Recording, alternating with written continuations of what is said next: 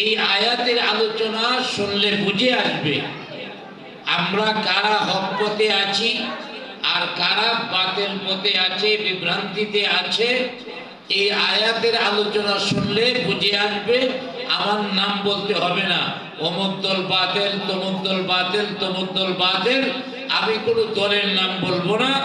কোরআনের আলোচনা শুনলেই বুঝতে পারবেন হকপন্থী কারা।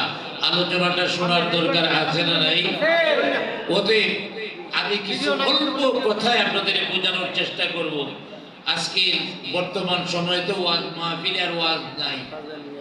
বর্তমান অধিকাংশ ওয়াজ মাহফিলে হলো তামাশা, রং তামাশা। বক্তায় ঢং ঢং করতে পারলে লোকজন এসে ভইরা যায়, আর কোরআন হাদিসের হক কথা বলবে লোক পাওয়া যায় না। এটা হলো বর্তমান মাহফিলের চিত্র।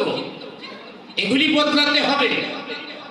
আলোচনা হবে গঠনমূলক, আলোচনা হবে যাতে বাড়ি পর্যন্ত নেওয়া যায়। আলোচনা হবে যে আমি যে আলোচনাটা শুনলাম এ থেকে আমি কি পাইলাম, মাহাসিল কিছু কথা আমার জানতে হবে। আর এলুম পাতুরি কিছু কথা বললাম, সুর দিলাম, মজা পাইলেন, বাড়িতে চলে গেলেন, লাভটা কি হবে? ওতে আমরা এখানে যদিও অল্প মানুষ, কিন্তু আলোচনাটা কোরআনের হবে। প্রতিটি কথা অন্তর দিয়ে মনোযোগ সহকারে আমলের নিয়তে শোনার তৌফিক দান করুক, সকলে বলি আমিন।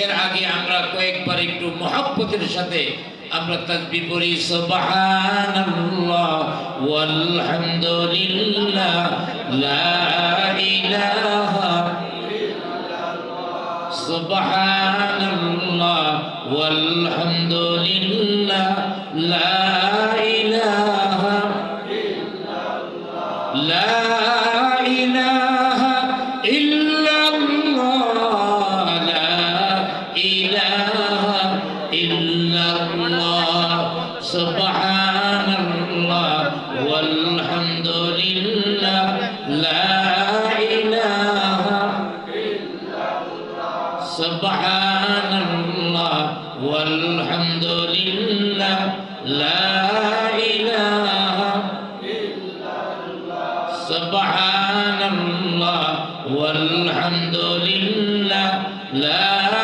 ইলাহা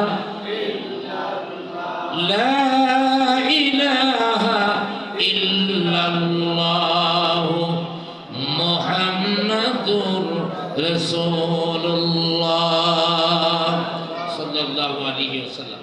আমার ভাইরা